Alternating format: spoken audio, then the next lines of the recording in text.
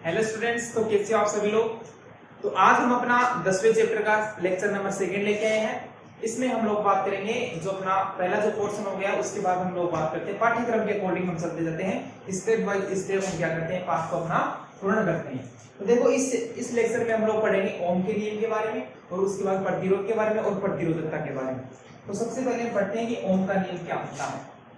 Heading डाल लीजिए सभी लोग, ओम का नियम। तो ओम का नियम स्टार्ट करने से पहले तो मैं आपसे पूछना चाहता हूं कि आप लोगों ने पिछले वाला जो लेक्चर बना था वो क्या हम सभी लोगों ने रिवाइज कर लिया क्या? सभी लोगों को याद है वो कि ओम का नियम क्या, जो अपना फर्स्ट लेक्चर था विद्युत धारा क्या होती है, सबको याद है? क्या होती है विद्युत धारा, बताइए। विद्युत धारा क्या होती है, विभव क्या होता है, विभवांतर क्या होता है, क्या होता है, पता है आपको? अगर जिसको अभी भी कुछ सस्पेंस लग रहा है तो आप क्या करेंगे, वापस क्या करेंगे, एक बार इस वीडियो को यहीं रोकेंगे, पिछले वाला जो वीडियो था उसको देखेंगे, और क्या करेंगे साथ में जो अपने नोट्स बनाए थे वो भी क्या करना है आपको, रिवाइज करने हैं।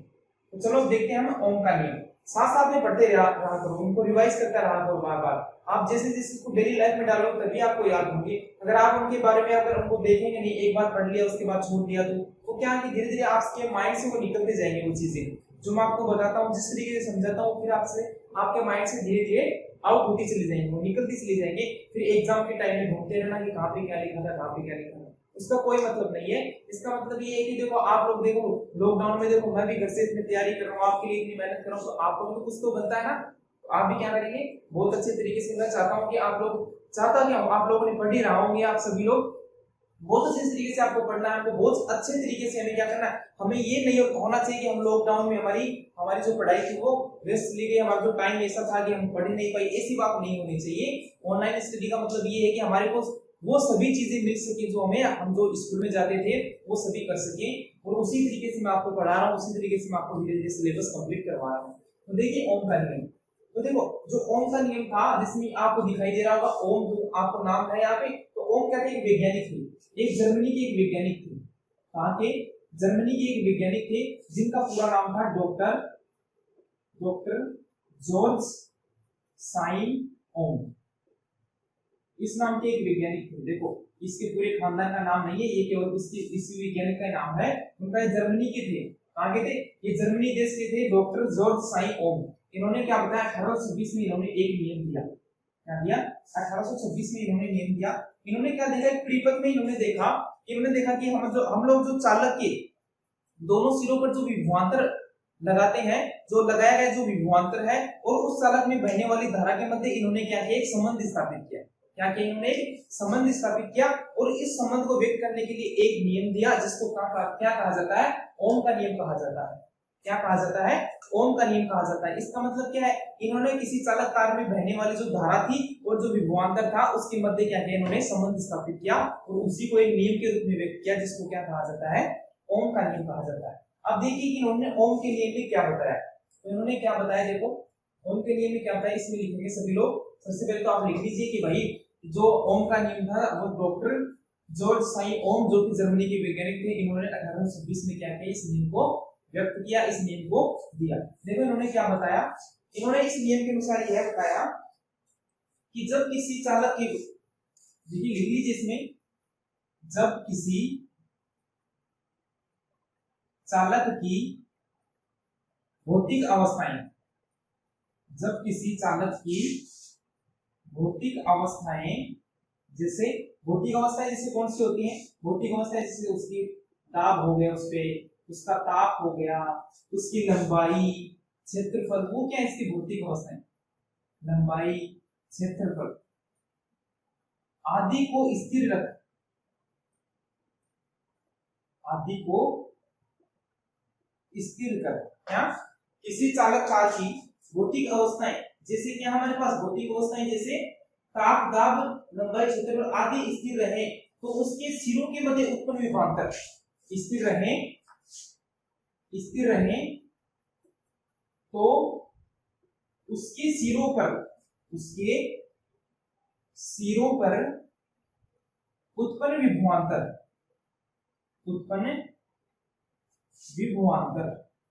विभवांतर किसके बराबर होता है? विभवांतर उसमें बहने वाली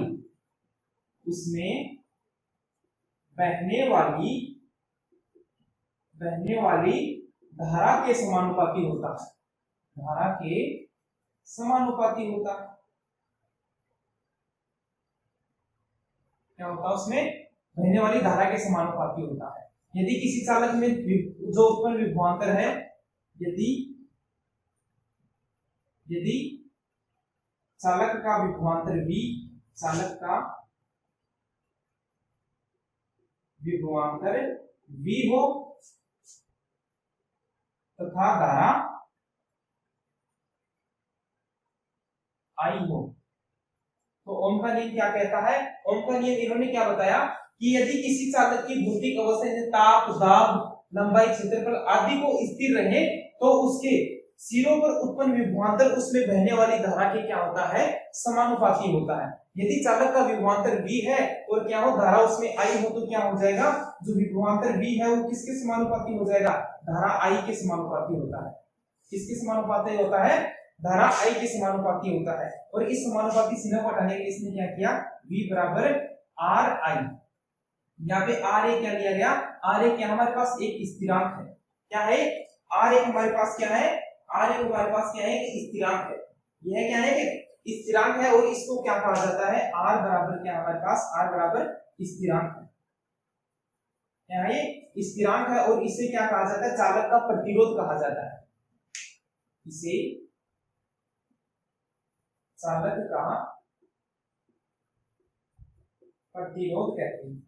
क्या कहते हैं सार को, इसे कहते हैं चालक का प्रतिरोध कहते हैं। क्या कहते हैं, चालक का प्रतिरोध कहते हैं। तो यहां से क्या निकाल सकते हैं, R बराबर क्या कर सकते हैं, R बराबर कर सकते हैं V अपॉन I, लिख सकते हैं इसको V अपॉन I। तो इसका मात्रक देखते हैं, तो मात्रक क्या हो जाएगा इसका, हमारे पास क्या है, विभवांतर का मात्रक क्या होता है, वोल्ट होता है, क्या होता है, वोल्ट। और जो हमारे पास धारा है इसका मात्रक क्या होता है, धारा का मात्रक क्या होता है, एम्पियर, क्या होता है एम्पियर। तो इसका मात्रक क्या हो जाता है, इसका मात्रक होता है ओम, क्या होता है ओम। इसको किस तरीके से दर्शाया जाता है, इस तरीके से दर्शाया जाता है, ये क्या इसका मात्रक ओम। जो इसका प्रतिरोध का मात्रक क्या हो जाता है, ओम हो जाता है, क्या होता है, ओम होता है। अब देखिए ओम की परिभाषा देखते हैं हम, कि आप हमसे पूछे कि ओम की परिभाषा क्या होती है। अगर हम लोग मान ले कि किसी चालक में क्या हो रहा है, किसी चालक में जो हमारे पास 1 एम्पीयर धारा प्रवाहित करते हैं, उसमें क्या करते हैं, उसमें 1 एम्पीयर धारा प्रवाहित करते हैं, तो उसके सिरों पर क्या होता है, हमारे पास एक वोल्ट हमारे पास क्या प्राप्त होता है, हमें 1 वोल्ट विभवांतर उत्पन्न होता है। क्या होता है, 1 वोल्ट विभवांतर उत्पन्न होता है। तो उससे हम क्या कर सकते हैं, उससे हम लोग क्या कर सकते हैं, उससे हम कर सकते हैं अपना जो प्रतिरोध है उसका क्या कर सकते हैं, परिभाषा निकाल सकते हैं। अगर यहाँ पे क्या करूं मैं, R बराबर इसका कितना मान लिया मैंने, 1 मान लिया, और इसको भी 1, तो क्या हो गया, R किसके बराबर हो जाता है, इसमें देखिए R बराबर 1 के बराबर हो जाता है। तो इसमें देखिए इसकी परिभाषा देखिए, तो हेडिंग डाल दीजिए सभी लोग, 1 ओम की परिभाषा लिख लिया होगा सभी लोगों ने। ये तो मैंने समझाने के लिए बताया आपको, 1 एम्पियर, ये 1 विभवांतर, ये मैंने समझाने के लिए बताया है। तो अब लिख लीजिए सभी लोग, हेडिंग डाल लीजिए 1 ओम की परिभाषा, कि 1 ओम की परिभाषा क्या होती है।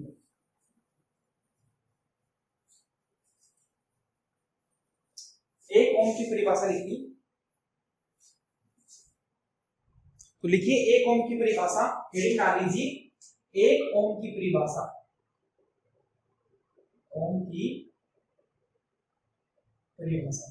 देखिए 1 ओम की परिभाषा देखते हैं, देखो क्या होती है, देखो लिखिए इसमें, किसी चालक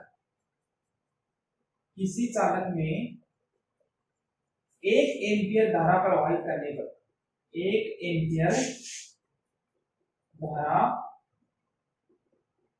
प्रवाहित करने पर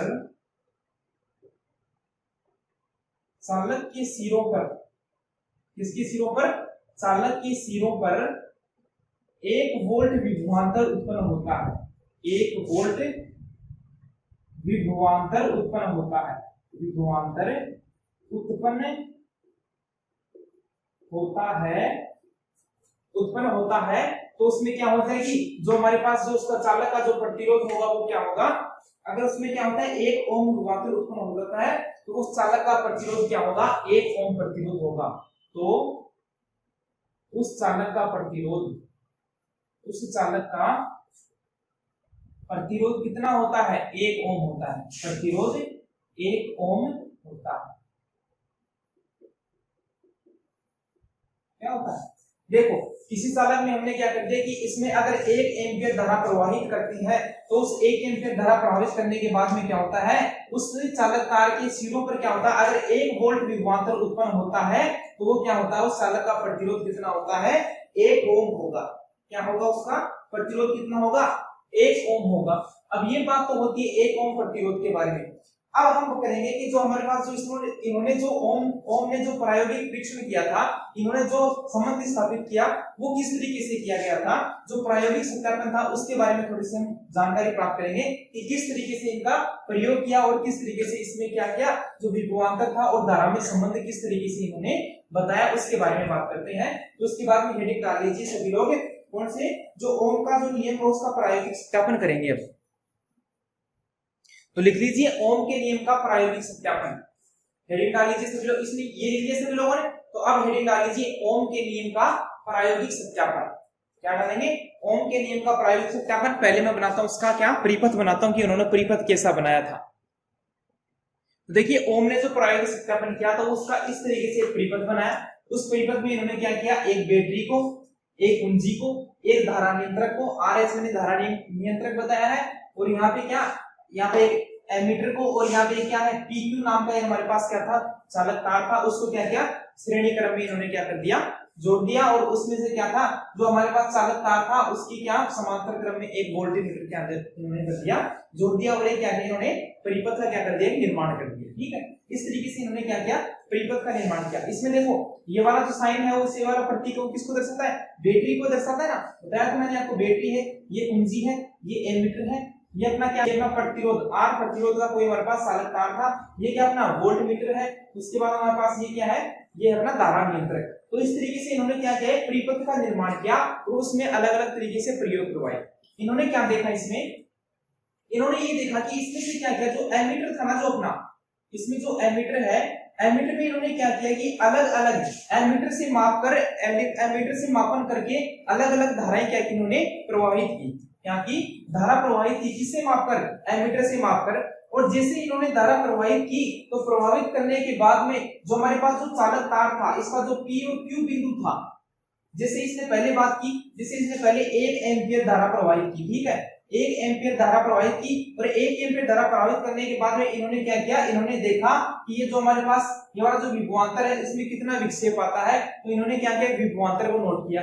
जैसे यहाँ पे आया 1 वोल्ट आया, तो इस तरीके से इन्होंने कई प्रयोग किए। जैसे फिर 2 एम्पियर की धारा प्रवाहित की, उसके बाद में 2 वोल्ट आया, जैसे इसी प्रकार 3 एम्पियर की 3 वोल्ट आया। इस तरीके से क्या किया इन्होंने, पहले धारा प्रवाहित की, उसके बाद में उसका मापन किया, दोबारा धारा प्रवाहित की, उसका मापन किया, तीसरे प्रकार से धारा प्रवाहित की, उसका मापन किया। तो इस तरीके से इन्होंने क्या किया, इन्होंने अलग अलग धाराओं पर क्या किया, अलग अलग जो विभवांतर प्राप्त होता है उनका क्या किया, उन्होंने ग्राफ बनाया। इनके जो मापन हमारे पास आए, इसके जो हमारे पास जो मान आए, उनके आधार पर इन्होंने क्या किया, ग्राफ तैयार किया। किसके बीच में, धारा और जो विभवांतर है अपना, जो धारा और जो क्या है, धारा और किसके बीच में, विभवांतर के बीच में इन्होंने ग्राफ बनाया। और वो ग्राफ वो सीधी रेखा में प्राप्त होता है। किस तरीके से प्राप्त होता है, सीधी रेखा में प्राप्त होता है। देखो जो ग्राफ वो किस तरीके से प्राप्त होता है, इन्होंने क्या किया, इन्होंने ग्राफ बनाया किस किसके मध्य, धारा और किसके मध्य, धारा और विभवांतर के मध्य इन्होंने ग्राफ खींचा। ये तो इस तरफ तो क्या लिया इसने, विभवांतर लिया इस तरफ, और इस तरफ इन्होंने क्या लिया, धारा ली, यानी धारा आई, और इस तरफ विभवांतर भी। तो इन्होंने क्या किया, अलग अलग धाराओं के मान पर अलग अलग इन्होंने क्या किया, विभवांतर के मान प्राप्त किए। और जैसे इन्होंने क्या किया, इसके मान प्राप्त किए, तो इन्हें क्या प्राप्त हुए, वो एक सीधी रेखा में इसको क्या प्राप्त होता है, वो एक सीधी रेखा में इसे क्या प्राप्त होते हैं, वो मान प्राप्त होते हैं। क्या होते हैं, सीधी रेखा में इन्हें क्या होते हैं, मान प्राप्त होते हैं। तो इन्होंने क्या बताया, इससे ये इन्होंने यह समझ निकाला कि जो धारा और जो विभवांतर है वो एक दूसरे के क्या होते हैं, समानुपाती होते हैं। क्या होते हैं, एक दूसरे के समानुपाती होती हैं। इस तरीके से अपना ओम ने अपना प्रायोगिक सत्यापन करके अपना नियम दिया, जिसको हमने क्या कहा था, ओम का नियम कहा था। तो ये बात तो होती है ओम के नियम के बारे में। अब इसके बाद हम बात करेंगे प्रतिरोध के बारे में। इसके बारे में बात करेंगे प्रतिरोध के बारे में, किसी चालक का प्रतिरोध क्या होता है, वास्तव में प्रतिरोध है क्या, उसके बारे में क्या करेंगे, बात करेंगे। तो एक बार इसका परिपथ का चित्र बना लीजिए, साथ में इसका क्या बना लेंगे आप लोग, इसका जो ग्राफ बनाया मैंने उसका क्या बनाएंगे आप, चित्र बना लीजिए आप सभी लोग। उतार लिए सभी लोगों ने। तो प्रतिरोध पढ़ने से पहले हम लोग बात करेंगे, आपकी बुक में एक उदाहरण दिया गया है, इससे संबंधित जो ओम का नियम है इससे संबंधित उन्होंने क्या है कि न्यूमेरिकल दिया है, इक्वेशन दिया है, उसको सोल्व कर दीजिए। उसका सोल्व किस तरीके से करते हैं उसको ओम के नियम के द्वारा। तो पहले मैं वो क्या करूंगा, पहले तो मैं प्रश्न उतारता हूं, उसके बाद में उसका सॉल्यूशन देखते हैं हम लोग।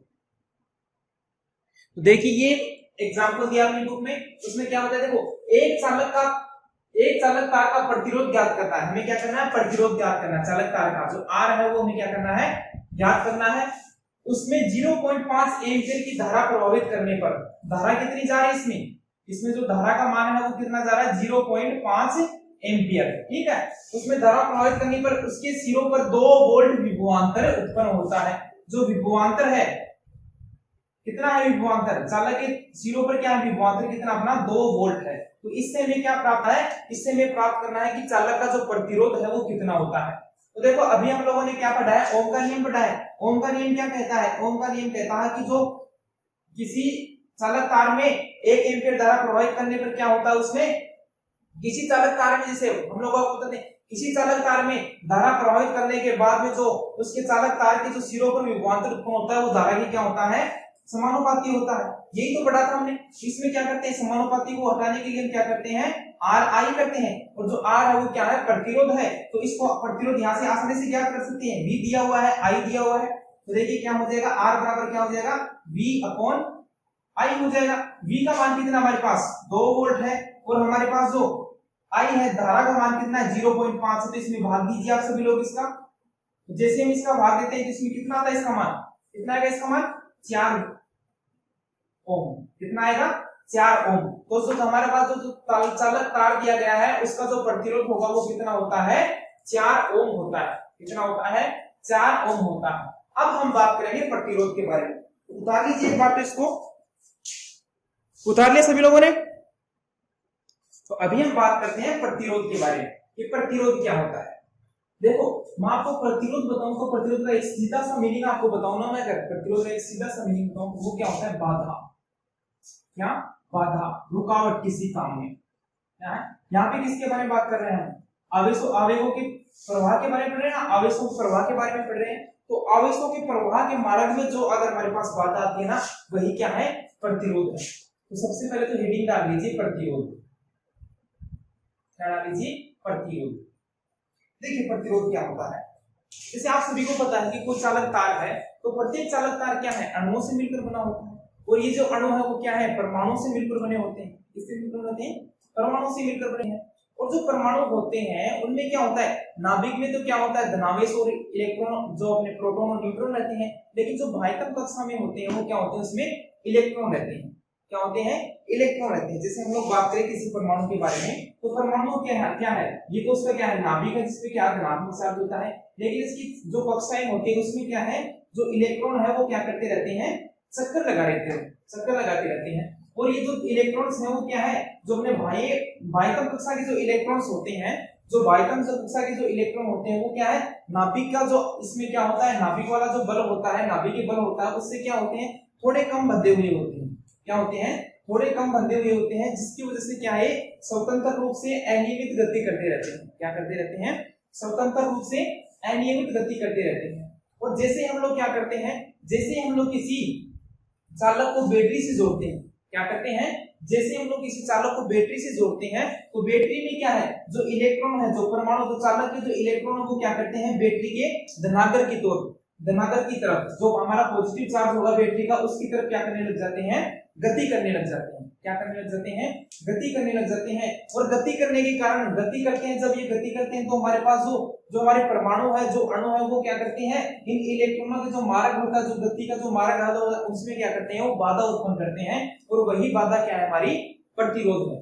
क्या है, वही बाधा क्या अपनी प्रतिरोध है। जैसे हम लोग बात करते हैं, देखो अगर देखो मेरे पास क्या है, मेरे पास कोई, देखो ये कोई चालक तार है, ठीक है, ये चालक तार इतना मोटा नहीं है, लेकिन हम समझाने के लिए कर रहे हैं। कोई क्या है, चालक तार है, इसमें क्या है, इसमें हमारे पास क्या है, इसमें क्या है, मेरे पास ये इसमें अणु है, इसमें अणु या फिर परमाणु कुछ भी मान लो, इसमें तो इसमें क्या है, परमाणु उसमें है, ठीक है। और इसमें क्या है, इस परमाणु के मध्य में क्या है, परमाणु की प्रत्येक कक्षा में क्या होते हैं, बाह्य कक्षा में इलेक्ट्रॉन्स तो होते हैं। देखो इसमें क्या है, इलेक्ट्रॉन्स है, ठीक है, क्या है, इलेक्ट्रॉन्स है। तो जैसे हम लोग क्या करते हैं, इस चालक तार को क्या करते हैं, किसी बैटरी से अगर जोड़ते हैं, ठीक है, जैसे हम लोग इससे बैटरी से जोड़ते हैं इसको, जैसे हम इसको बैटरी से जोड़ते हैं तो क्या करते हैं, ये इलेक्ट्रॉन जो है वो बैटरी के धनात्मक की ओर क्या करते हैं, गति करने लगते हैं। क्या करने लगते हैं, ये गति करने लगते हैं। तो जैसे इसकी तरफ गति करते हैं तो ये जो अणु है, जो ये परमाणु है, ये इनके मार्ग में क्या करते हैं, बाधा उत्पन्न करते हैं। क्या करते हैं, इनके मार्ग में बाधा उत्पन्न करते हैं। तो धारा किधर बहेगी, ये इलेक्ट्रॉन इस तरफ है, धारा इस तरफ बहेगी, ठीक है। तो ये बाधा उत्पन्न करते हैं और यही बाधा क्या है, अपना प्रतिरोध है। क्या है, ये बाधा क्या है, प्रतिरोध है। तो प्रतिरोध की परिभाषा लिखिए सबसे पहले कि प्रतिरोध की परिभाषा क्या होती है। तो देखिए प्रतिरोध की परिभाषा लिखिए सबसे पहले। प्रतिरोध की है, चालकों में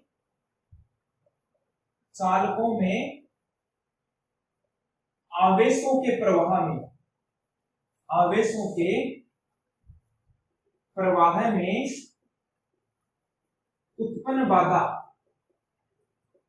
उत्पन्न बाधा क्या कहलाता है, प्रतिरोध कहलाता है।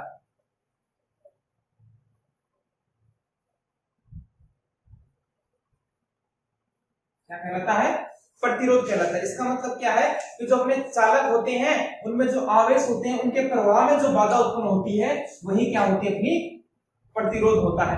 अगर किसी चालक में क्या है, प्रतिरोध ज्यादा है तो उसकी चालकता क्या होगी, कम होगी ना। क्या उसकी चालकता, उसकी कंडक्टिविटी क्या होगी, उसकी चालकता क्या हो जाएगी, कम हो जाएगी। अगर किसी चालक का प्रतिरोध कम है तो उसकी चालकता क्या हो जाएगी, ज्यादा हो। तो इसमें क्या है, जो प्रतिरोध है वो किसका, चालकता की क्या है, व्युत्क्रमानुपाती है। तो किसी चालक के लिए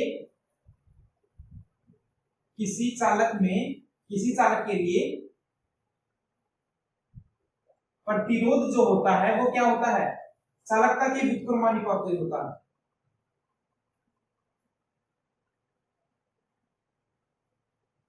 क्या होता है, चालकता के व्युत्क्रमानुपाती होता है। किसके व्युत्क्रमानुपाती होता है, चालकता के व्युत्क्रमानुपाती होती है। इसका मतलब क्या है, इसका मतलब ये है कि जो प्रतिरोध है वो बराबर है किसके, 1 बटे चालकता। इसका मतलब क्या है, अगर किसी चालक का प्रतिरोध लिखना,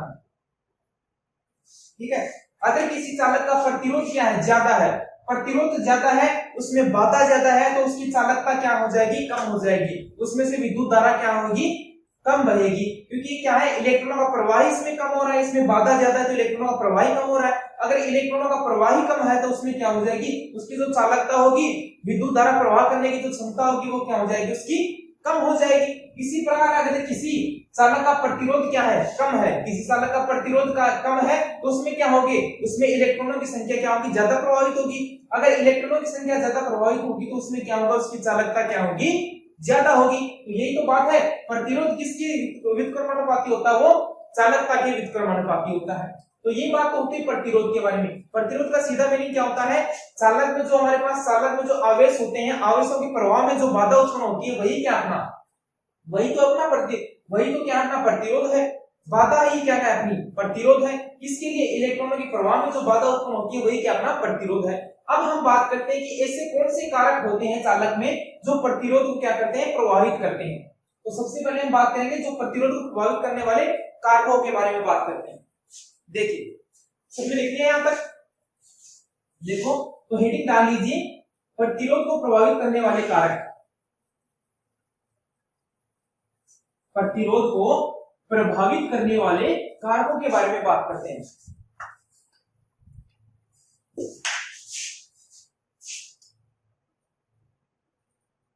प्रतिरोध को प्रभावित करने वाले कारक, हेडिंग डालिए सभी लोग।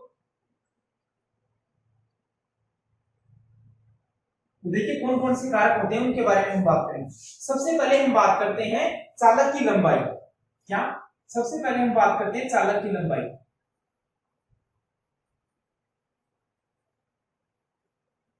क्या करती है, जो पहला अपना जो कारक है वो क्या है, वो है अपना चालक की लंबाई।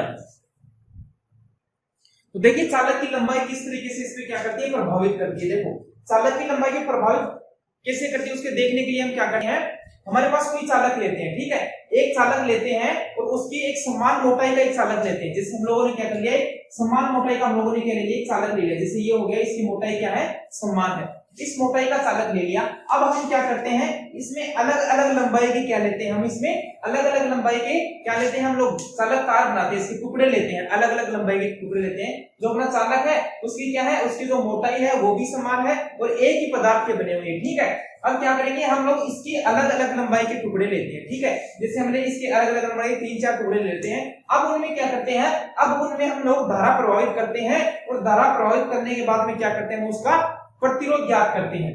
तो जैसे हम लोग इसका प्रतिरोध ज्ञात करते हैं तो ज्ञात जो अपना प्रतिरोध है और जो अपनी लंबाई है उसके मध्य अगर हम लोग ग्राफ खींचते हैं तो हमें ग्राफ ये क्या है, सीधी रेखा में प्राप्त होता है। इसमें प्राप्त होता है ग्राफ एक सीधी रेखा में प्राप्त होता है, जिससे क्या सिद्ध होता है, जिससे यह सिद्ध होता है कि जैसे जैसे हम तार की जो अपने जो चालक तार है उसकी लंबाई बढ़ाते जाएंगे उसका प्रतिरोध भी क्या होता चला जाएगा, बढ़ता चला जाएगा। तो इसमें क्या है, जो चालक की जो लंबाई है, तो जैसे क्या करते हैं, चालक की लंबाई बढ़ाने पर, चालक की लंबाई बढ़ाने पर क्या होता है, जो चालक तार का जो प्रतिरोध है वह बढ़ता जाता है। क्या होता जाता है, बढ़ता जाता है। इसका मतलब क्या है, जो अपना R है वो किसके समानुपाती है, L के समानुपाती है ना। जो अपना प्रतिरोध है वो किसके समानुपाती है, लंबाई के समानुपाती है। क्योंकि जैसे जैसे हम लोग क्या करते जाते हैं, लंबाई बढ़ाते जाते हैं, वैसे वैसे क्या होता जाता है, उस तार का प्रतिरोध बढ़ता चला जाता है। तो ये तो डिपेंड करता है किसपे, चालक की लंबाई पे। अब हम बात करते हैं दूसरा जो अपना दूसरा जो कारक है वो कौन सा है, चालक का अनुप्रस्थ कारक। चालक का अनुप्रस्थ कारक, देखो चालक का अनुप्रस्थ कारक किस तरीके से प्रभावित करता है, इसके लिए देखने के लिए क्या करते हैं हम लोग, इसके लिए हम क्या करते हैं, एक चालक तार लेते हैं, एक प्रकार का चालक तार लेते हैं, उसकी क्या है, लंबाई सेम रखते हैं, ठीक है। उसकी लंबाई क्या रखते हैं, एक चालक तार के टुकड़े लेते हैं, उनकी लंबाई क्या करते हैं, समान रखते हैं, ठीक है। समान ही पदार्थ है और वो क्या करते हैं, समान लंबाई के हम क्या लेते हैं, उसके टुकड़े लेते हैं। लेकिन उसका जो क्षेत्रफल होता है, उसका जो अनुप्रस्थ काट होता है वो क्या है, अलग अलग है, अलग अलग मोटाई के हमारे पास क्या है, वो चालक तार है। तो जैसे हम क्या करते हैं, अलग अलग मोटाई के जो तार होते हैं हमारे पास, अलग अलग अनुप्रस्थ काट के क्षेत्रफल वाले जो चालक तार होते हैं, उनमें क्या करते हैं, धारा प्रवाहित करके देखते हैं। तो जैसे हम उसमें क्या करते हैं, धारा प्रवाहित करते हैं, तो धारा प्रवाहित करने के बाद में जब हम क्या करते हैं, जब हम लोग इसका देखिए, तो उसमें क्या करते हैं, धारा प्रवाहित करते हैं, तो क्या करते हैं, जैसे जैसे चालक का जो अपना अनुप्रस्थ काट है वो बढ़ता जाता है, वैसे वैसे क्या होता जाता है, प्रतिरोध क्या होता जाता है, कम होता जाता है। क्या होता जाता है, जैसे जैसे मेरे पास क्या है, जैसे हम लोग बात करते हैं ए का क्या है, अनुप्रस्थ काट जैसे 1 सेंटीमीटर, ए का 2 सेंटीमीटर, ए का 3 सेंटीमीटर, ठीक है। ये अनुप्रस्थ काट था। तो इसका जैसे मान लिया मैंने 1 ओम निकला, जैसे मेरे पास इसका 5 ओम आया, ठीक है। इसका प्रतिरोध क्या है, 5 ओम आया। इसका मैंने जैसे कि इसका जो मैंने क्षेत्रफल था वो बढ़ाया, तो इसका क्या हो जाएगा, जो प्रतिरोध है जो R है, और ये क्या है, क्षेत्रफल A हो गया और ये R है। तो अगर जैसे मेरे पास इसका क्षेत्रफल क्या था, 1 सेंटीमीटर स्क्वायर था, तो उसका प्रतिरोध क्या है मेरे पास, जैसे 5 ओम आया। इस तरीके से जैसे मैंने इसका क्या किया, क्षेत्रफल बढ़ाया, जैसे मैंने इसका क्या किया, 2 सेंटीमीटर स्क्वायर किया, तो हमारे पास प्रतिरोध क्या होता है, वो कम होता है। इसी तरीके से हम क्या करते हैं, और उसका क्षेत्रफल बढ़ाते हैं, तो प्रतिरोध हमारे पास क्या होता जाता है, कम होता जाता है। तो जब हम क्या करते हैं, जब हम लोग चालक का जो प्रतिरोध है और जो अपना अनुप्रस्थ काट है उसके मध्य एक ग्राफ प्राप्त करते हैं, तो वो ग्राफ हमें क्या प्राप्त होता है, सीधी रेखा में ग्राफ हमें प्राप्त होता है। तो देखो जो ग्राफ बनता है वो किस तरीके से बनता है, सीधी रेखा में प्राप्त होता है। इसका मतलब क्या है, जो प्रतिरोध जो है अपना, कौन सा जो प्रतिरोध है वो क्या अपना जो क्या है, अनुप्रस्थ काट है उसके क्या है, व्युत्क्रमानुपाती है। क्या है, व्युत्क्रमानुपाती है। अगर हमारे पास अनुप्रस्थ काट का क्षेत्रफल कम है तो क्या है, प्रतिरोध ज्यादा है। इसका मान क्या है, ज्यादा है, तो प्रतिरोध क्या है, कम है। इसका मतलब क्या है, अनुप्रस्थ क्या है, इसके अनुप्रस्थ काट की क्या है, व्युत्क्रमानुपाती है। अब इसके ग्राफ देखते हैं। तो ग्राफ में क्या था कि ग्राफ में हम लोग क्या कर रहे थे, जब हम लोग क्या कर रहे थे, जो प्रतिरोध और जो लंबाई के बीच में क्या कर रहे थे, हम लोगों ने ग्राफ खींचा। किस किस के मध्य, प्रतिरोध और जो लंबाई के मध्य में जो हम लोगों ने ग्राफ खींचा तो वो क्या था हमारे पास एक सीधी रेखा में हमें प्राप्त हो रहा था, इसमें एक सीधी रेखा में प्राप्त होता हमें, ठीक है।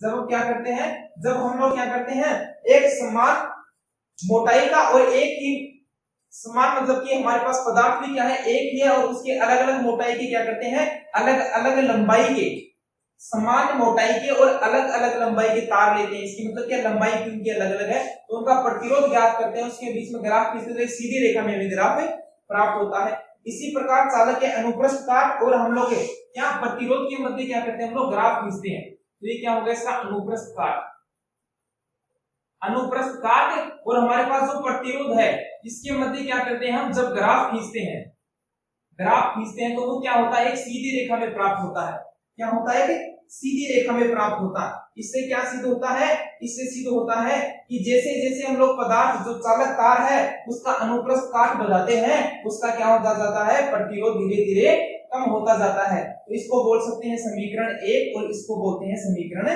2। अब देखिए आगे क्या होता है समीकरण 1 और 2 से, समीकरण 1 व 2 से, 1 व 2 से क्या हो रहा है जो अपना प्रतिरोध है वो किसके समानुपाती है, वो लंबाई के तो समानुपाती है। जो प्रतिरोध है वो किसके समानुपाती है, लंबाई के समानुपाती है। और किसके समानुपाती है, और किसके समानुपाती है 1/a। इसका मतलब क्या है जो अनुप्रस्थ काट है उसका क्या है व्युत्क्रमानुपाती है। और किसके है 1/, इसको क्या लिख सकता हूं मैं, जैसे ये है मेरे पास तो इसके साथ में लिख सकता हूं 1/a, या फिर इसको क्या लिख सकता हूं r समानुपाती l/a लिख सकता हूं मैं इसको। तो इतनी बात होती है मेरे पास। अब क्या करता हूं मैं समानुपाती के निशान को हटाने के लिए एक नियतांक लेता हूं, क्या लेता हूं एक नियतांक k लेता हूं और l/a, क्या लेता हूं एक नियतांक लेता हूं k, और k यहाँ पे क्या है एक नियतांक है, k क्या है एक नियतांक है। और इस नियतांक को क्या कहा जाता है, इसको चालक का विशिष्ट प्रतिरोध कहा जाता है, इसे चालक का विशिष्ट, इसे चालक का विशिष्ट प्रतिरोध या फिर प्रतिरोधकता कहा जाता है।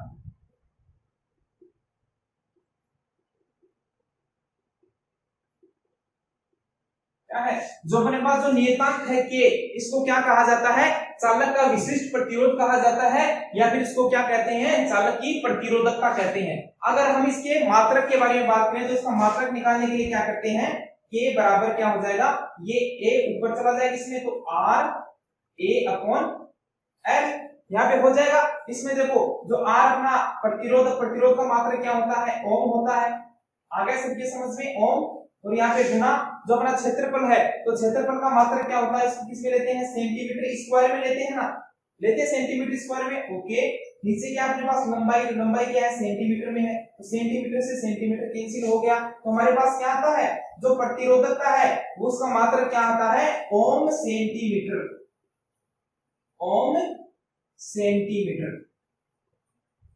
तो ये क्या आता है प्रतिरोधकता का मात्रक आता है। तो इस तरीके से बात होती है किसके बारे में, प्रतिरोध के बारे में, जो किस पर निर्भर करता है चालक की लंबाई पे और चालक के अनुप्रस्थ काट पे। अगर हम लोग लंबाई बढ़ाते हैं तो प्रतिरोध भी बढ़ता जाता है, और अगर हम लोग अनुप्रस्थ काट बढ़ाते हैं तो उसका प्रतिरोध क्या होता जाता है कम होता जाता है। तो ये बात होती है प्रतिरोध के बारे में। अब हम बात करेंगे प्रतिरोधकता के बारे में, किसी चालक की विशिष्ट प्रतिरोध के बारे में। तो एक बार इसको नोट कर लीजिए, उसके बाद हम बात करेंगे विशिष्ट प्रतिरोधकता के, विशिष्ट प्रतिरोध या प्रतिरोधकता के बारे में। आपने ये मात्रक लिख लिया यहाँ पे, आप इसका मात्रक यहाँ पे ओम सेंटीमीटर स्क्वायर ना लेकर किसमें लेते हैं, इसका मात्रक जो अपना जो क्षेत्रफल है उसको मीटर स्क्वायर में लेते हैं, किसमें लेते हैं मीटर स्क्वायर में लेते हैं, मीटर स्क्वायर में लेते हैं। जो लंबाई है वो भी किसमें लेते हैं हमें मीटर में लेते हैं, तो मीटर स्क्वायर से मीटर कैंसिल हो जाएगा, तो इसका जो मात्रक होगा वो क्या होगा ओम मीटर हो जाएगा, क्या हो जाएगा ओम मीटर हो जाएगा। तो इसको एक बार नोट कर लीजिए सभी लोग, ओम मीटर हो जाता है किसका मात्रक, अपनी जो प्रतिरोधकता है विशिष्ट प्रतिरोध है उसका मात्रक क्या होता है ओम मीटर होता है। अब हम बात करते हैं प्रतिरोधकता के बारे में, उतार लिया होगा सभी लोगों ने। अब हम बात करते हैं किसी चालक की प्रतिरोधकता के बारे में, कि प्रतिरोधकता क्या होती है किसी चालक की, इसको क्या कहते हैं विशिष्ट प्रतिरोध भी कहा जाता है, किसको प्रतिरोधकता को। तो हेडिंग डाल दीजिए विशिष्ट प्रतिरोध या फिर प्रतिरोधकता। क्या डालेंगे हेडिंग? विशिष्ट प्रतिरोध या प्रतिरोधकता। विशिष्ट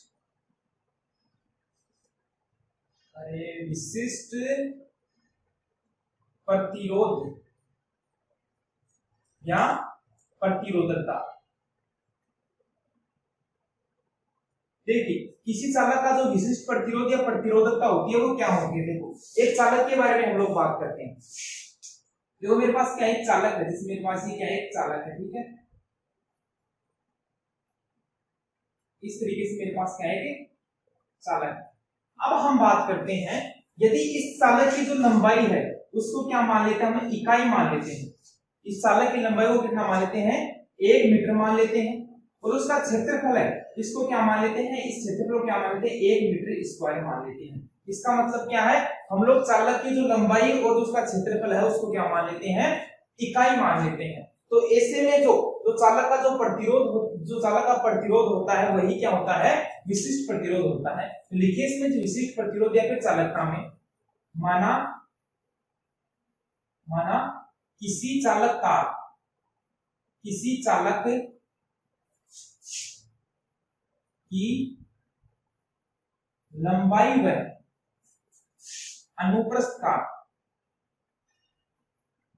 अनुप्रस्थ काट क्या है, इकाई है। क्या कहना है, किसी चालक की लंबाई व अनुप्रस्थ क्या है, काट क्या है, इकाई है। देखो हमारे पास क्या आया था, K बराबर R के साथ में क्या है, A अपॉन L, इस तरीके से आया था ना। तो हमने क्या कहा है, हमने कहा है कि उसका जो क्षेत्रफल है वो भी क्या है, इकाई है, उसकी लंबाई क्या है, वो भी इकाई है। तो इसका जो इस समीकरण का जो रूप हो किस तरीके का बन जाता है, वो बन जाता है R गुणा A बटे A, इस तरीके से हो जाता है। तो K बराबर किसके आ जाता है, R के बराबर आ जाता है। किसके बराबर आ जाता है, K किसके बराबर आता है, R के बराबर आ जाता है। इसका मतलब क्या है, इसकी परिभाषा क्या हुई, इसकी जो प्रतिरोधकता थी, विशिष्ट प्रतिरोध था, इसका परिभाषा क्या हुई, अर्थात इकाई लंबाई व इकाई अनुप्रस्थ काट के क्षेत्रफल वाले। तो इसमें लिख लीजिए अर्थात इकाई लंबाई व इकाई अनुप्रस्थ काट वाले, अर्थात इकाई लंबाई व इकाई अनुप्रस्थ काट वाले चालक का प्रतिरोध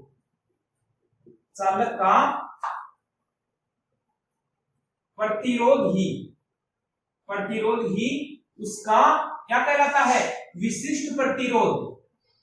उसका विशिष्ट प्रतिरोध या प्रतिरोधकता कहलाता है, या प्रतिरोधकता कहलाता है। क्या कहलाता है, उसकी विशिष्ट प्रतिरोध या फिर उसकी प्रतिरोधकता कहलाता है। और जो यह विशिष्ट प्रतिरोध जो प्रतिरोधकता है वो चालक की लंबाई व अनुप्रस्थ काट पर क्या करती है, निर्भर नहीं करती है।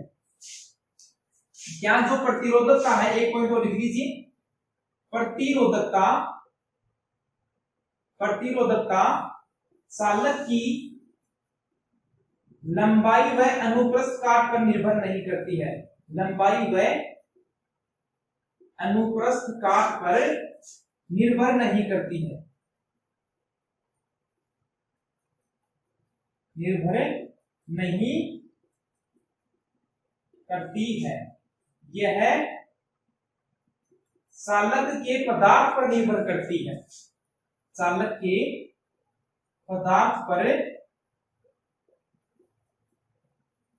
निर्भर करती है। इसका मतलब यह है कि जो चालक है वो किस पदार्थ से बना है उस पर निर्भर करती है, क्या, उसका विशिष्ट प्रतिरोध या फिर उसकी प्रतिरोधकता। जैसे हम लोग बात करें, जैसे हमारे पास जो चांदी होती है, उदाहरण के रूप में बात करते हैं हम लोग, जो चांदी होती है उसकी जो विशिष्ट प्रतिरोध या जो प्रतिरोधकता होती है वो सबसे कम होती है। क्या, सबसे कम होती है। इसके बाद हम लोग बात करें जैसे सबसे कम होती है जैसे चांदी की होती है, उसके बाद हम सबसे ज्यादा की बात करें जो अपने विद्युत रोधी होते हैं, जिसमें विद्युत का क्या होता है, जिसमें विद्युत का प्रवाह नहीं होता है, उनमें क्या होता है विशिष्ट प्रतिरोध या प्रतिरोधकता का मान सबसे अधिक होता है। इसके बाद हम बात करते हैं जो प्रतिरोध है उसका ताप, प्रतिरोध पर ताप का प्रभाव और उसमें क्या उसके जो पदार्थ की जो प्रकृति होती है उसका क्या प्रभाव होता है, किस पर, प्रतिरोध पर, उसके बारे में बात करेंगे। तो एक बार इनको नोट कर लीजिए, इसके बाद में हम उसके बारे में बात करते हैं। जो प्रतिरोध है वो अपना ताप से किस प्रकार प्रभावित होता है तथा जो पदार्थ की जो प्रकृति होती है उससे जो हमारा प्रतिरोध है वो किस तरीके से प्रभावित होता है उसके बारे में बात करते हैं। एक बार इसको नोट कर लीजिए सभी लोग।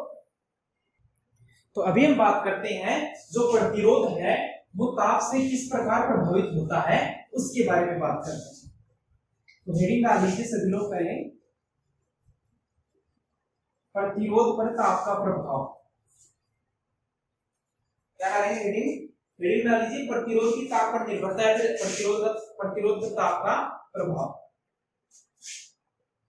प्रतिरोध की ताप पर निर्भरता। देखिए प्रतिरोध की ताप पर निर्भरता, देखो इसमें क्या है, जैसे हमारे पास कुछ जैसे चालक होते हैं, जैसे हमारे पास कुछ धातुएं होती हैं, जैसे बात करें सोना, चांदी, तांबा, तो इनका जैसे हम लोग ताप बढ़ाते हैं तो उनका ताप क्या हो जाता है, कम हो जाता है। जैसे बात करें सोना, चांदी, तांबा आदि का जो हम क्या करते हैं, अगर इनका जो ताप बढ़ाते हैं चालकों का से बने चालकों का ताप बढ़ाने पर क्या हो जाता है, ताप बढ़ाने पर क्या हो जाता है, उसका जो प्रतिरोध होता है वो क्या हो जाता है, बढ़ जाता है। चालकों का ताप बढ़ाने पर प्रतिरोध जो है वो क्या हो जाता है, बढ़ जाता है। क्या होता है, उसका प्रतिरोध बढ़ जाता है। इसी प्रकार क्या करते हैं, इसी प्रकार हम लोग करते हैं, जैसे हम लोग हमारे पास कोई धातु जैसे मैग्नीन है, कांस्टेंट है, तो ऐसी धातु है जिनका क्या है प्रतिरोध, जो इनका ताप बढ़ाने पर प्रतिरोध में बहुत कम परिवर्तन होता है। इनका ताप बढ़ाने पर प्रतिरोध बहुत कम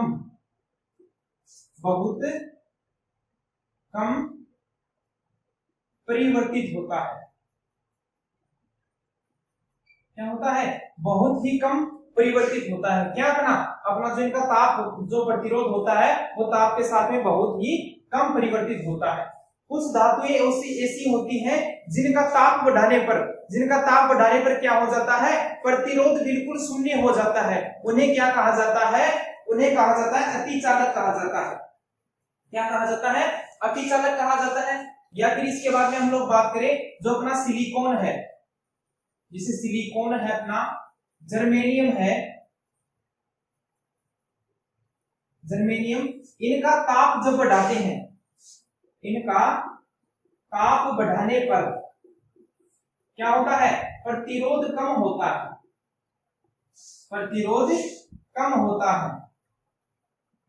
क्या होता है, प्रतिरोध कम होता है। इसलिए इन्हें क्या कहते हैं, मिश्र धातु भी कहते हैं, मिश्र धातु भी कहते हैं इनको।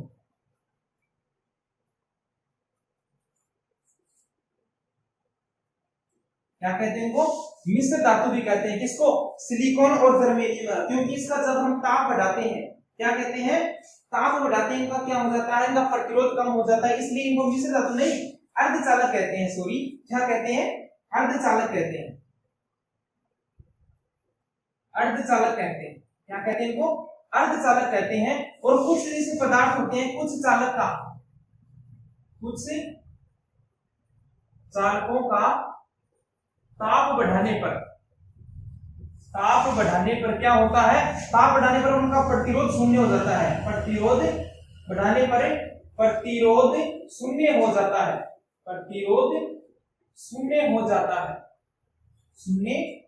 जाता है, उन्हें क्या कहा जाता है, अतिचालक कहा जाता है।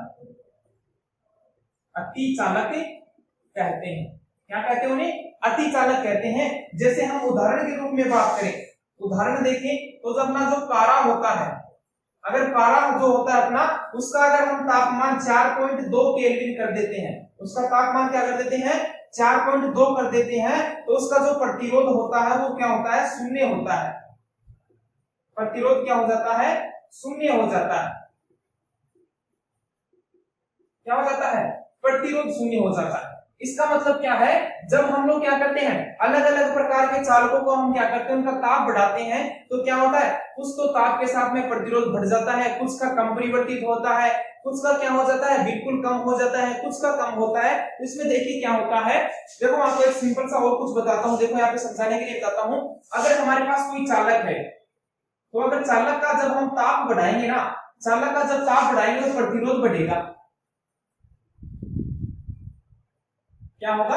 जो चालक होते हैं ना अपने, चालक का अगर हम लोग क्या करेंगे, ताप बढ़ाएंगे तो उसका प्रतिरोध बढ़ेगा।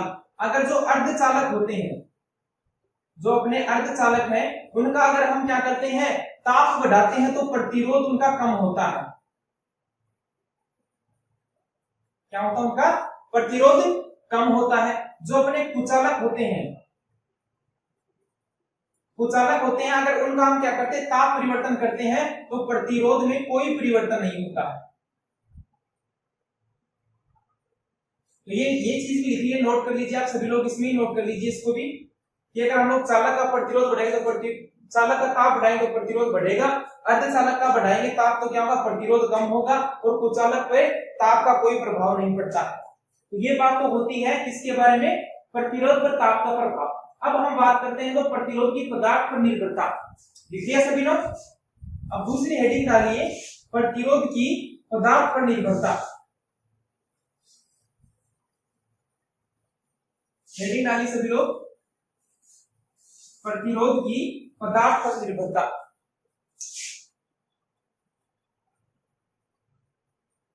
प्रतिरोध की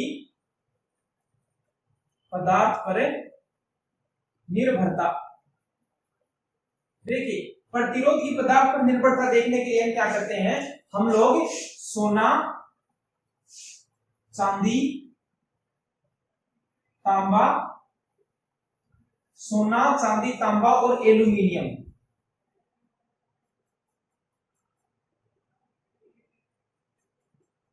क्या करते हैं, इनके हम क्या करते हैं, समान लंबाई के, समान मोटाई के क्या करते हैं, चालक तार के टुकड़े लेते हैं। इन सभी के, इन चारों चालकों की क्या करते हैं, समान लंबाई के, समान मोटाई क्या लेते हैं, इनके 4 टुकड़े लेते हैं, और इनके बीच में हम क्या करते हैं, इनमें धारा प्रवाहित करके देखते हैं इनका प्रतिरोध। तो सबसे कम जो सबसे ज्यादा जो प्रतिरोध होता है वो किसका होता है, एल्यूमिनियम का। एल्यूमिनियम का जो प्रतिरोध होता है वो सबसे ज्यादा होता है, और तथा इसमें जो अपना चांदी होता है उसका जो प्रतिरोध है वो क्या होता है, सबसे कम होता है। इसका चांदी का जो प्रतिरोध है वो सबसे कम होता है, उसके बाद में होता है किसका, सोना का, और उसके बाद में होता है तांबा का। तो ये क्या है, ये जो हमारे पास जो प्रतिरोध है, प्रतिरोध किसका, आर एल्यूमिनियम का, प्रतिरोध है सोने का, प्रतिरोध है तांबे का, और प्रतिरोध है चांदी का। तो वो क्या करता है, जो प्रतिरोध है वो पदार्थ की प्रकृति पर भी क्या करता है, निर्भर करता है। तो इसमें इस तरीके से हम इसका प्रयोग करके देख सकते हैं कि अलग अलग हमने क्या किया, अलग अलग हमने चालकों के क्या लिए, टुकड़े लिए, समान लंबाई के, समान अनुप्रस्थ काट के, फिर उनमें क्या करते हैं, धारा प्रवाहित करते हैं, और धारा प्रवाहित करने के बाद उनमें देखते हैं कि प्रतिरोध में किस तरीके से इसके आधार पर क्या हो रहा है, परिवर्तन हो रहा है, तो उसके आधार पर देखते हैं। तो जो प्रतिरोध है वो पदार्थ पर भी निर्भर करता है, पदार्थ की जो प्रकृति होती है उस पर भी निर्भर करता है, और जो पदार्थ का जो ताप होता है उस पर भी क्या करता है, निर्भर करता है। तो इस तरीके से हम लोगों ने इसमें बात की है। इस लेक्चर में हम लोगों ने बात की थी किसके बारे में, प्रतिरोध के बारे में बात की है, प्रतिरोधकता के बारे में बात की है, और उससे पहले हम लोगों ने बात की थी ओम के नियम के बारे में। तो अपने 2 लेक्चर कंप्लीट हो गए इस चैप्टर के। आगे आने वाले लेक्चर में इससे आगे वाले पोर्शन के बारे में बात करेंगे। तो जैसे हम लोग आगे वाले पोर्शन में आ जाए, तो मैं चाहूंगा कि आप लोग जब भी अपना अगला वीडियो देखें तो उसमें क्या है, दोनों लेक्चर को अच्छे तरीके से क्या करके आए, आप लोगों को अच्छे तरीके से याद करके आए, बार बार रिवाइज करते रहिए इनको। तब तक के लिए हैव ए नाइस डे।